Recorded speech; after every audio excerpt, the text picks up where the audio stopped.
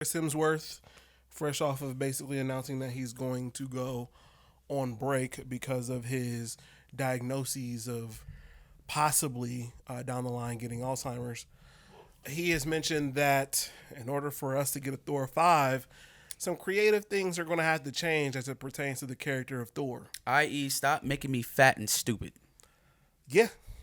How about I be a brooding force of a king and I go smash things for an hour and a half and we find a decent script to go with?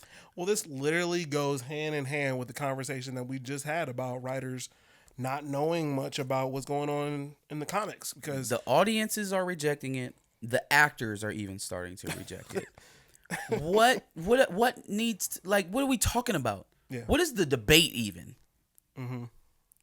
We can say give people creative freedom. We can say give people a chance to do what they did. Okay, they did. For a year and a half now, we've seen the altered creative direction. We've seen the new creators. We've seen a multitude of different faces from different places and races.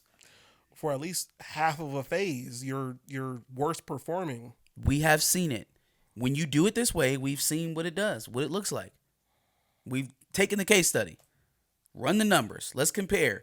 Phase 3, Phase 5. Now, there's a lot that's unfair in that because you got the pandemic, right? Sure. And then the build-up going into Phase 3 obviously was something that was unseen to a film franchise. However, the momentum from that climax has dissipated to a point that you would have never even thought it happened. You would not have thought that Endgame, the biggest film event in modern history, would have just happened, 5 years ago? Yeah. It's like it never even happened. We're back to square one. Right? And don't get me wrong. There have been some things in this phase that I have enjoyed. And I've told y'all what I've enjoyed. Right? WandaVision was really good. Winter Soldier was hit or miss. Loki was okay. Shang-Chi was good. Multiverse of Madness was okay. No Way Home, I'm giving you half the credit. You know, you just sold the movie. You didn't make it. Yeah.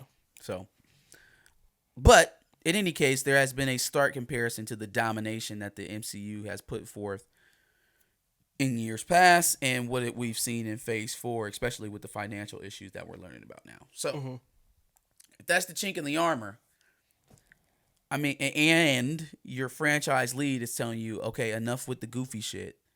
Can we get back to, an actual superhero? Can I be a superhero and not a loaf? Can I be Thor? A bouncing board for other characters to spring off of. But only momentarily, because even when they piggyback off of my back, they won't be there for long. Yeah. You know? Yeah. Do something that feels honest with the character and not so... Well, you know what? I don't know what Thor: Love and Thunder was, but it was anything but honest to the character. Yeah.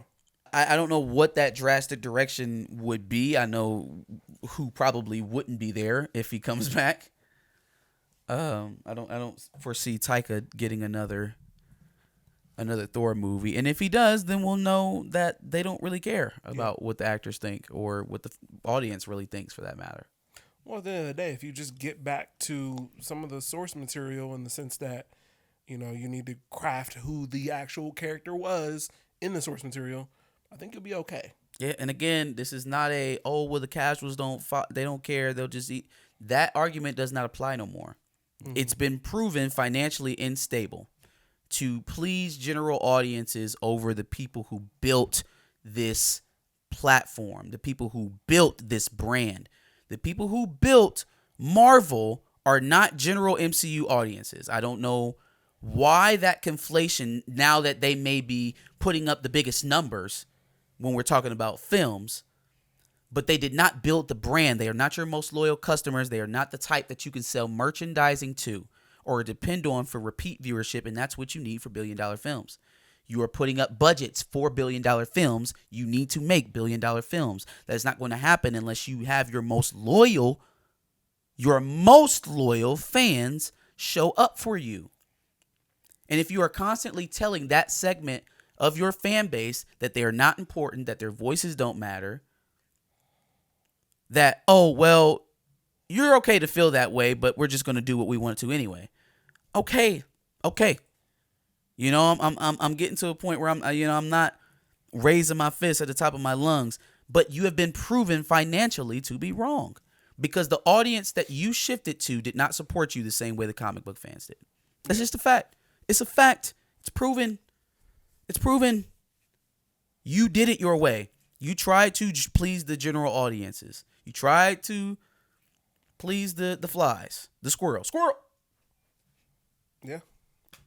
You know what? I think now that I think about it, another thing that's been a problem in this phase is not trusting the viewer enough and basically making it we got to connect this movie to this upcoming movie and this upcoming movie and this upcoming movie. I think that has hurt them a little bit. And making it like too large of this is going to be in it, as opposed to just maybe, if you have to, showing a little bit and letting us know, like, okay, that's going to probably show up eventually. But see, I don't even think that would hurt as much if you were hitting on the things that you were doing and the things that you were connecting. If it was successful, I don't think that that type of fatigue would be as noticeable. Like, people talk about Marvel fatigue. Mm-hmm. No one was talking about Marvel fatigue when we were going in the Endgame. We were going non-stop for 8 years. Mm-hmm. Non-stop for at least 10 years, really. If you talk about the first Iron Man was in 2008, right? Endgame happened in 2018. 10 years going hard. Movie after movie after movie after movie. We hadn't added the MCU shows yet. Sure, granted. But then towards the back half, you still had stuff that was going on network television, and you still had the Netflix shows. So there was an additional, kind of ancillary platform there for the movies. There definitely was. Was it as big as it is now? No, but the content was there. Right? And so nobody was crying Marvel fatigue. I don't want to, because there's some legitimacy to that, but I don't want to let the creators, the writers, directors, and executive producers off the hook for under-delivering by saying, oh, well, people just are tired of it. No, when it's good, they'll eat it up even to their detriment. If it's not good, you'll see the criticism rise, but that doesn't mean that all the criticism isn't founded. Mm-hmm. That doesn't mean that none of it is legitimate and can be taken to heart. We have to hold, if you're going to be a Marvel fan, not a Marvel shill, not a Marvel apologist, if you're going to be a fan of Marvel, then you need to hold them accountable. You need to hold their feet to the fire and tell them what it is you want. And it doesn't matter whether you're male, female, black, white, Hispanic, Latinx. Doesn't matter. Race, creed, gender, doesn't matter.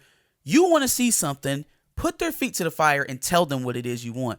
Damn the people online to tell you to give up and stop talking about what you want and stop asking for it, because they probably belong to a cast, or they probably belong to a certain demographic group that they don't have to do that. They get the many variations and iterations of themselves on film and television and radio and video games and what have you. There's balance, and they don't have to look and ask and demand. They don't have to. Ask for what you want. They're expecting your dollar to get it, so expect them to do a good job. That's just how I feel about it. In terms of Chris Hemsworth, though, I just don't think he has time to bullshit anymore. It seems like maybe he might take the opposite swing of what was going on with Bruce Willis. Bruce Willis was taking anything that would come along. Mm-hmm. Now we have to maybe start thinking about legacy building with Chris Hemsworth a little bit earlier than what we thought, considering his potential condition. Yeah. So now it's like, I'm not going to be doing anything that is going to be received badly, because at this point I don't know exactly what's going to be my last. Mm-hmm. We could be talking 10 years. We could be talking 20. We could be talking 5. Yeah. And with a character like Thor, well, obviously being a leading actor in the MCU, I think he can do that, being that we've seen Heath Ledger's Joker become such an iconic character. Mm-hmm. And so, there's potential for him to still be a iconic character despite being a superhero character. There are so many rocks unturned with Thor. So many. There are so many rocks unturned with that character.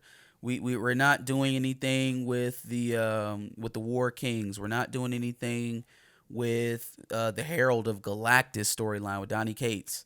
You know what I mean? Like there's so many stones that are unturned, and I feel like we just wasted in between Endgame and Thor: Love and Thunder. We wasted so much time with that character.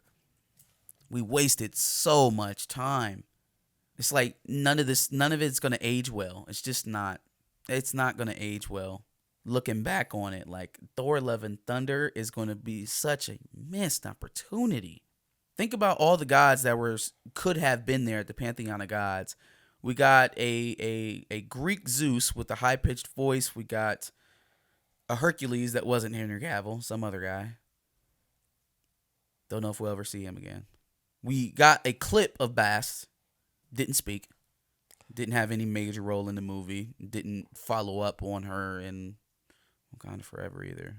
We got a Gore the God Butcher in the whole movie that didn't live up to what it could have been. Totally wasted villain. And we killed another villain.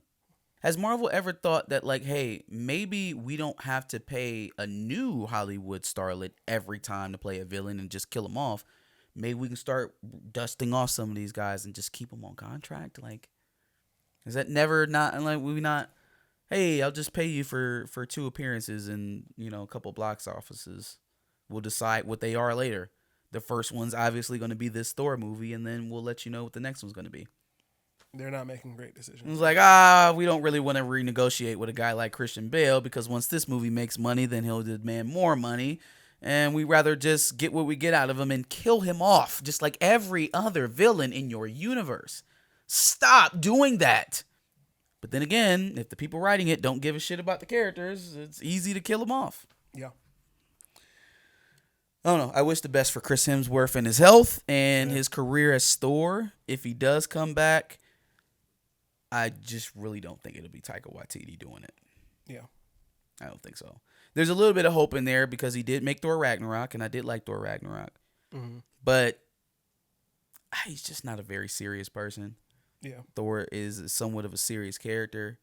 While he does have some of that happy-go-lucky stuff, I mean, Taika Waititi has so much as said he opened up the first page of a Thor book and said, yeah, we're not doing that. So I just don't think it'll be Taika if it does go in a different direction.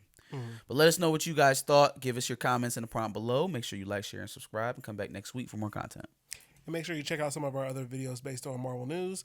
And make sure that you subscribe anytime we get any Marvel news such as this. We'll be sure to react to it.